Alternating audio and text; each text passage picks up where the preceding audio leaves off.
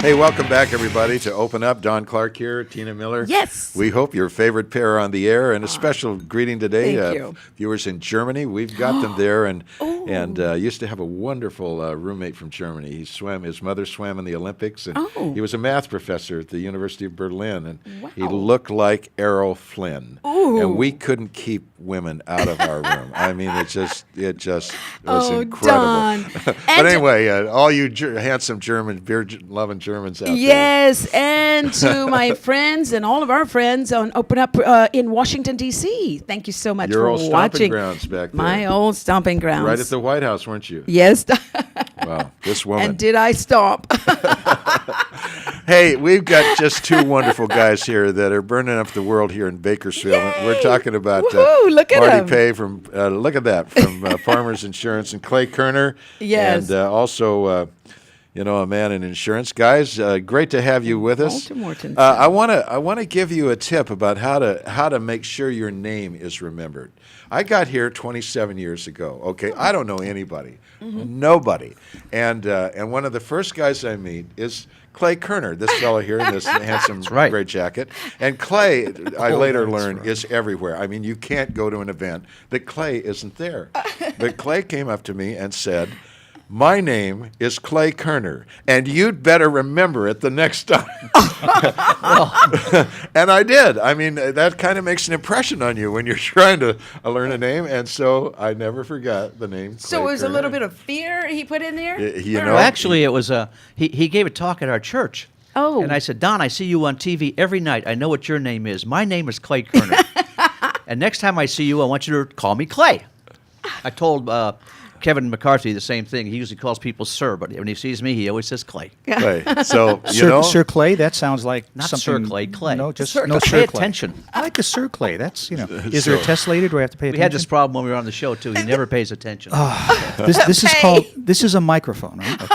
It's been a Well, long these are time. guys that make business fun. Yes. And they make it interesting. Yes. And so, guys, we know the history of our show, how that kind of Yes. started by accident. How did your show get going? Oh, no. The Okay. Clay- Clay's what gonna, was the- Clay's the- going to tell a story about me on a street corner, but go ahead. The Clay and Marty show, taking care of business. Yeah, I Yes. met Marty on the street.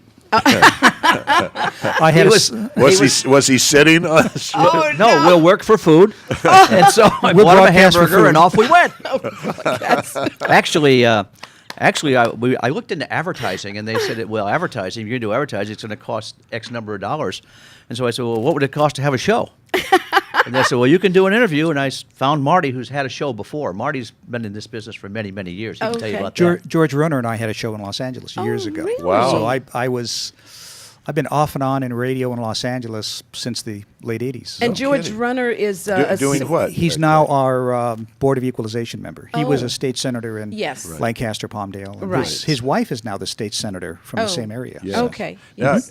Marty, you're Canadian, I learned at the break. Yes. Tell us yes. about that. Toronto, you Born say? Toronto's my hometown, and then my stepfather in the 60s. The aerospace industry was big, so he was a tool and die maker from Europe, and we moved out to Los Angeles, and I basically grew up in Los Angeles. Then I got tired of the traffic and everything, and decided to move to Tehachapi. So Tehachapi. Is that where you are there now? yes, I have an office in Tehachapi. Town of Four Seasons up there. Yes, all in the same day sometimes. Yes. Town of Four Very Seasons. predictable. But we had the show for 4 years, and then January decided, Clay and I are doing so many other things that it just got to the point where we had to let something go, and we both decided it was the show. Okay. But we were going national. We had a lot of fun with it. Right, and had guests from all over the world, right? Everybody from Steve Forbes to Newt Gingrich to Rick Santorum to Thomas Sowell. We were very fortunate. Had a lot We of good even guests. had a couple of Democrats. We had Rudy Salas on, Wow. state Yes. assemblyman. We had Juan Williams on one time. Yes. Juan Williams. Yes, yeah, Really? George Will, yeah. Oh. We made a bucket list of people we wanted to interview, bucket and list. We need to and do basically that. went after that list and had a blast with it. We're going to do that. John Bolton was on. I mean, John Bolton. We had presidential candidates in the last election, so Oh, you guys everybody can was help us. wanting to get on the Clay and Marty show, and I have Yeah. no idea why. And I have really to- don't. And I have to tell you John Bolton's story, okay? Oh, please. Because we had John Bolton on twice. Uh-huh. And the first time I thought, Tell okay, folks who John Bolton is. he's got an exploratory committee for president again. Oh, he does? Yeah, and no offense to him, but he looks a little like Howdy Doody, that Howdy Doody look with the big mustache. Yes. He was our ambassador So- to the UN. Yes, right? for years. Okay. Very, All right. and he's a Fox commentator on the Middle East. Very, very talented, very intelligent guy. I mean, I would love to vote for him. But everybody does the same interview with him. So I went, okay, we got to do something different. So I did a little research, and I found out, and I love this story, and I told this story, and he couldn't believe we found this. The story was, I said, in Harvard, I think it was Harvard, I'm not too sure the school, but so many years ago, an African American student lost his wallet. That night, his wallet was brought back to him by a Caucasian student, fully intact, money and everything in the wallet. The two became lifelong friends. The African American student, Supreme Court Justice Thomas, and the Wow. Clarence Caucasian Clarence Thomas, and the Caucasian student, our guest by phone, John Bolton. What a story. Oh, What a story. wow. True story. Yeah, I did a little digging, found that story, and he said, "Where the heck did you find that?" I said, "Hey, that's what you come on shows like ours for." So, and he, Oh. Yeah, we did different type of shows. We Yeah. had Pastor David Jeremiah on from San Diego. I was going to say, Yeah. yes. And rather than what we talked about with David was where were you raised? What did you do? How did you get here? And it was a totally different show, and he was just shocked. Oh, wow. I had met him when I was in San Diego at breakfast with him about a month before. I have to tell you the truth. He is one that I have been looking forward to getting on our show. sure, and In some it's- way- some way or another. it's amazing how many of these people you can get. Steve Forbes, when we got Steve Forbes on, Yes. he at the end of the show I'd he love said, to vote for him. "Oh yeah, he was great." But at the end of the show, he said, "I've had a lot of fun." He says, "Please give me a call. I'd love to come back." 3 days later, both of us get this package overnighted from Forbes in New York. It's an autographed book, a letter saying thank you for allowing me on the show, and a Forbes tie that probably costs more than any suit either one of us has in What? Wow. our. Yeah, we've had We've had a lot of fantastic. fun with it. It hasn't just been political. I mean, we've had Right. authors, Yeah. we have entertainers, we have people who have been associated with various entertainers. One story I really loved was a fellow who wrote a book called "Don't Put Me In, Coach." That was one of the funniest shows Don't we put ever me in, had. Coach. It was about a basketball player at Ohio State University. He was a walk-on. It was just hilarious. Oh, Yeah. wow. But you can still go on the internet on the ClayandMartyShow.com and catch those shows. Sure. Yes. And it's amazing. I counted the other day, I think we had 9 presidential candidates on the show at one time or another. Really? None of them won, though. Yeah. Oh, yeah. Obviously, otherwise they wouldn't be on the show. I mean, Yeah, you know. yeah. By the way, that's a nice looking. Is that a one day It's a rental? yeah. One day It's rental. 2 day. What? You Hey, know, Randall. you bring up an interesting subject. We're in the season now, and there really are outstanding people available to be leaders and to lead this Yes. country. And somehow it always seems to be the same names and the same old that we keep going back to. And you just hunger for a fresh beginning. Yes. And for new ideas and new approaches. And you guys have brought people on your show that could have provided that. Definitely. Well, they're just not in the right group, I don't think. You know, anybody outside of the political people in Washington don't stand a chance. It doesn't appear to me. You mean a regular business person? Yeah, right. I mean, Okay. look, Trump I don't think Trump Oh, stands yeah, a chance. that's right. I don't think Ben Carson does either, but Yeah. both of them bring something new to the election.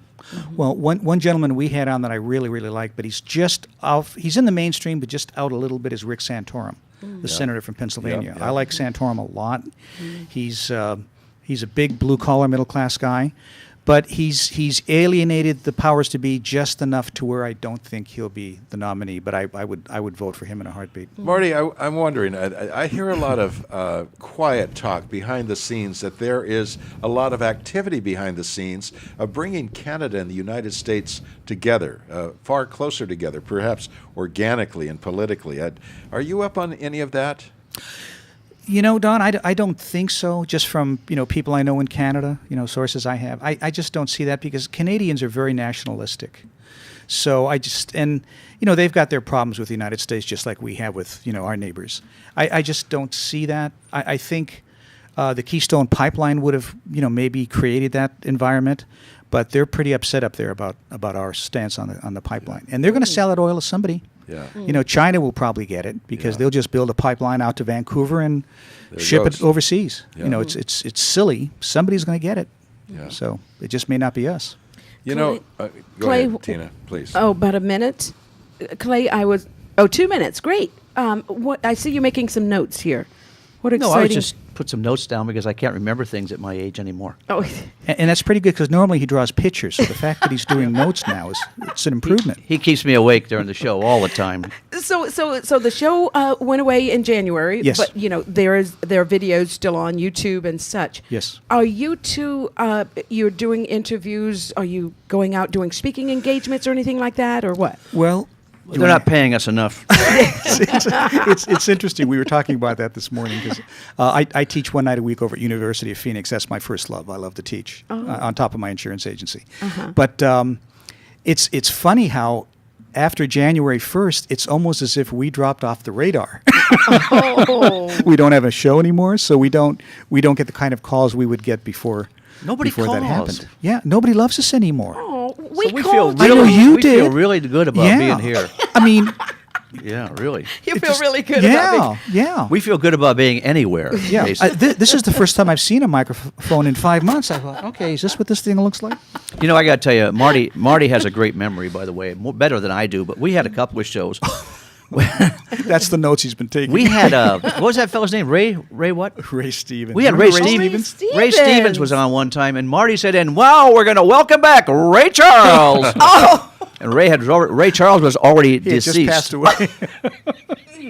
He did it twice. Oh my! And actually, we goodness. kept it in. They were going to take it out. I said, no, keep it in. I mean, the whole idea is to Yeah. have fun with this. How did he respond to it? He loved it. Yes. And the thing I miss the most, other than just meeting interesting people, is we just had a blast with it. I mean, we made sure Yes, every show was fun Yes. as much as we possibly could. You guys are in a field that is so desperately needed. I mean, we've got the baby boomers that are insurance? now retiring. Yeah, and we've got the millennials, the Gen Xers, who really haven't been taught anything about finances, and you've got the millennials, and they're clueless about finances and how to build for their futures. Social Security could go away, pensions are long. Let's Excellent. talk about that when we come back, Yes. and what we need to do to teach our young people how to be financially secure when they hit the end of the road. Excellent, Don. We'll be right back.